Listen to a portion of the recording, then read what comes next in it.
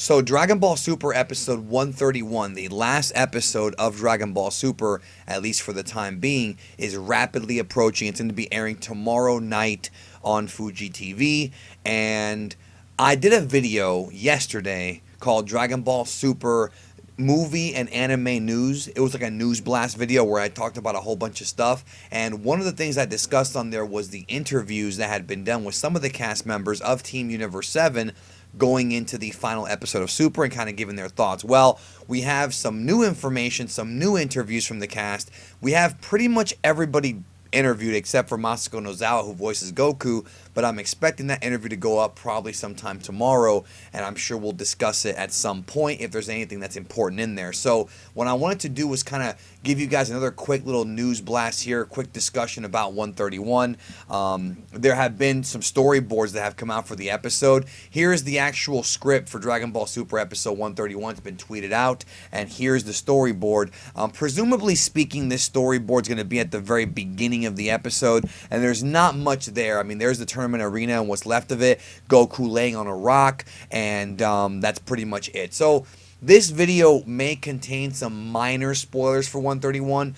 Details are still very scarce as far as what is actually going to happen, but what I wanted to do is go through, not just the storyboard. There's not much there, it's just a cool looking storyboard, but I wanted to go through the interviews. Now, these were translated by Herms, and Therese posted them on the Dragon Ball Z Reddit, and I wanted to give you guys my thoughts on what the actors are saying and what could happen. So thanks to Therese and to Herms. Like I said, the only one left to go is Masako Nozawa as Goku. So let's start with Shigeru Nakahara as Android 17 and Ryusei Nakao, who is Frieza. Now, obviously, these are the last two people in, other than Goku and Jiren, so it's going to be interesting to hear their thoughts on what they have to say about not just the last episode of Super, but specifically, them coming in and doing, basically making their returns. Because, after the Resurrection F arc, we didn't know if we were ever going to see Frieza again or 17, and they both have made their returns in this arc and have been very important key players. So let me go ahead and get started here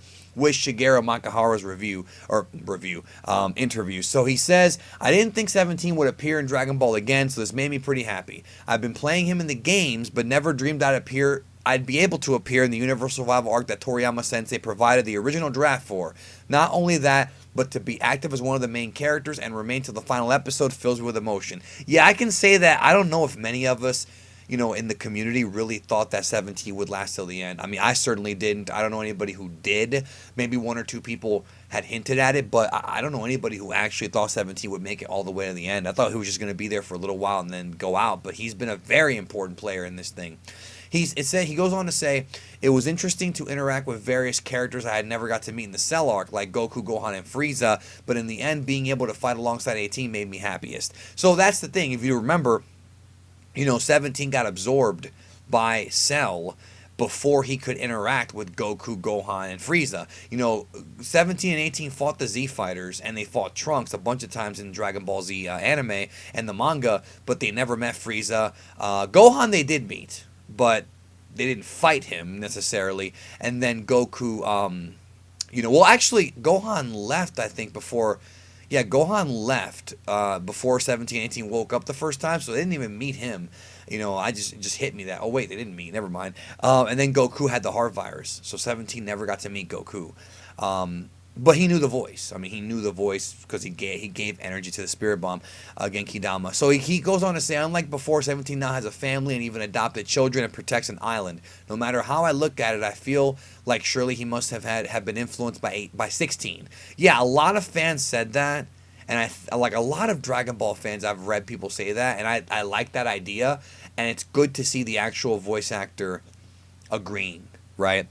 Out of the entire Universe Survival arc, the two episodes that left the biggest impression were 86 and 87, where he meets Goku for the first time, fights with him, and they get to know each other.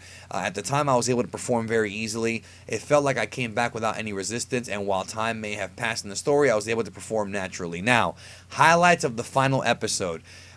He says, surely nobody would have predicted 17 would remain till the final episode. That's certainly true. Since it seemed like he died blowing himself up, right? Funny that the last ones left are 17, Frieza, and Goku. These three teaming up, it won't just be a battle, it will be an incredible chemical reaction. Terms had translated that kind of funny there, but that's actually what he said, you know. And of course, that's all just hype. Toriyama Sensei provided the original draft, so it's sure to be an unpredictable climax. I think everyone will be satisfied by it. It'll be a very Dragon Ball-like conclusion. I'm looking forward to Toriyama Sensei's thinking up what comes next so I can meet everyone again. So again, more hints that the saga is not over yet. Dragon Ball's not over. Let's move on to Ryusei Nakao, the voice of Frieza in Dragon Ball, well, everything. Z, GT, the movies, Super. He says, being one of Universe 7's representatives in the Universe Survival arc and fighting alongside Son Goku-san, whoever thought this day would come? Ho ho ho, right? Even though I did some utterly terrible things in the movie Resurrection F, well, he did worse in this TV show. I mean, he killed Krillin and Dende, and he was a prick. Blew up Planet Vegeta in the Bardock special. I've been called forth from hell, and I'm fighting as their comrade. I've been performing as Frieza for nearly 30 years, and I never expected this. It's inspiring. Highlights from the final episode. I didn't think I would remain till the final episode either. Surely everyone expected that I would betray the team halfway through or something like that. Right? Right? I remember when those fake spoilers came out. I don't know if you guys remember this. They had the fake spoilers come out where they said that Frieza betrays them and goes to Team Universe 4, I think it was. And a lot of people believed it, including me, because it's just Frieza. That's Frieza things. That's what Frieza does. And it's funny that, you know, and I made a joke back then that maybe they put those spoilers out like purposely to be fake, and I was just joking when I said that because they look so real. That was the last time that I was ever fooled by fake spoilers, and I'm wondering if maybe they did it now because the dude was like calling it, like, yeah, everybody thought I was gonna betray him, but I really didn't. Even I thought so. In that sense, I guess I have betrayed everyone's expectations. Laughs. I'm a little moved to be fighting alongside Goku-san in the final episode, firing off Ki Blast with a ha.